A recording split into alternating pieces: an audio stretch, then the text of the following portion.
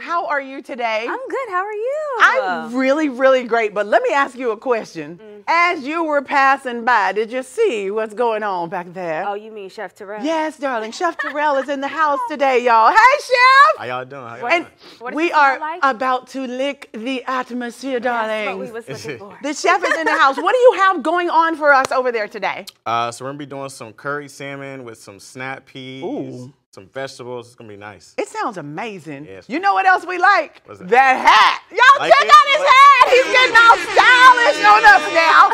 Now that's a stylish chef. That hat is fire. It is everything, I right? recognized the hat before I recognized him. Right? We were like, okay, he's got a new swag going on. But listen, let's jump into this story. We got a lot for y'all today. Dwayne Wade's daughter, Zaya, shares how her family supported her gender transition. And she shared that having a family who is like, I got you, is absolutely priceless. Koiya. I love this so much for her because I could not imagine the scrutiny that she has been under and the public eye being such a public figure, her dad I'm talking about, being the child of a public figure, to be under the scrutiny that you are and then also be going through a transition at the same time. So I'm so happy that she has this support system. Yes. And I'm so happy that they are also bringing light to this because I don't know if you know, but there's been a recent bill that's passed here in Florida that does not allow children to transition until they're 18. Oh, wow. So this is a lot.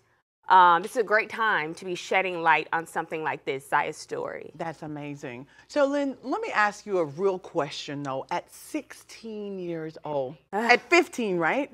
Zaya is 15. Making a statement like that to the world. Yeah. How do you feel in the sense of if you had a 15-year-old?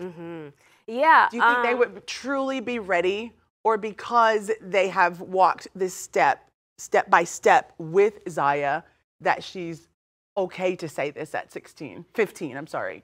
Yeah, so I think I wake up every day loving the body that I'm in, right? Like loving the person I am. Yes. I could not imagine waking up every day not loving that. Right. So I think it's hard to have an opinion on something like that when I don't even know what it's remotely close to be or walk in her shoes. Right. But I can say that as someone growing up, I went to a middle and my high school was a performing arts school. So I normalized a lot of this kind of thing, you know, this talk before it was like popular or trendy or even a topic of conversation. I normalized a lot of this kind of stuff at an early age. And if you feel like you're not in the body or the right body that you feel like you should be in, do whatever to feel better. And it's so great to have your parents support you in Yeah. that kind of situation. Hey, so listen, Philadelphia is going to pay $9.25 million to the citizens who were brutalized by police during the 2020 George Floyd protests. They expressed that even rioting and looting shouldn't give officers of the law free rein to start attacking people at random. So, $9 billion to about 350 people will be awarded. So there's going to be about 350 people that are going to be awarded. But I also like this because a lot of this money, too, is going to go to grassroots organization. Now, as a person who is a chairperson of a grassroots organizations, I know the kind of work that we put into the community to implement the things that we need. So I love that the city is not just saying, hey, not only are we going to award the individuals, we're going to put some money into these community organizations so that we can all help each other. That is so powerful. Now, I also want to think about the money that they're taking and they're using it for this particular case. Do you think this will be a precedent for all the other states that had riots and police brutality? This is really setting a precedent. So I like that because I like that the money will hold them accountable in a sense, right? Because unfortunately, money talks. It speaks everyone's language. So the accountability at this cost is coming with a financial backing. Correct. And if it's something like that happens and people are seeing, oh, wait, we may have to dish out some money about just this random, behavior or this random brutality that we may be, displaying in these areas, it may have an impact. An article from Zora says that Black girl magic comes in many flavors, none of which are regular. They continued by saying that they firmly believe that regular is a title that should be self-subscribed.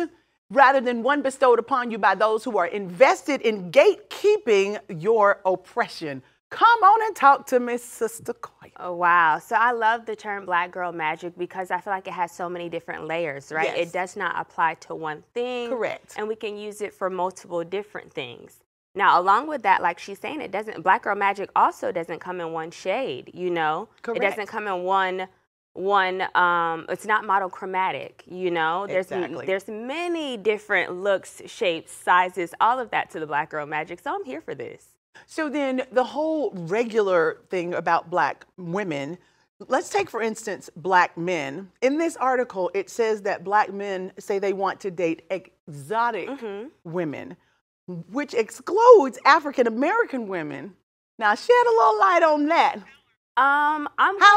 Aren't we exotic, darling? I'm gonna hope and pray that they meant maybe it's not exotic to me because this is something I normalize because I have Black aunts, I have a Black sister, I have a Black whatever. So I'm gonna hope maybe that's the tone of this conversation. But if the tone is something different, then my opinion is what is not exotic about us? We're the blueprint to every single trend. We're the blueprint to every single fashion print. We're the blueprint to everything. So this exotic that you speak of, unfortunately, your auntie, your mama, your cousin, they all the blueprint. They all exotic, right? I love that. Now, they also are saying in this article that they may have gotten the regular, degular, schmegular from Cardi B. But does Cardi B identify as Black?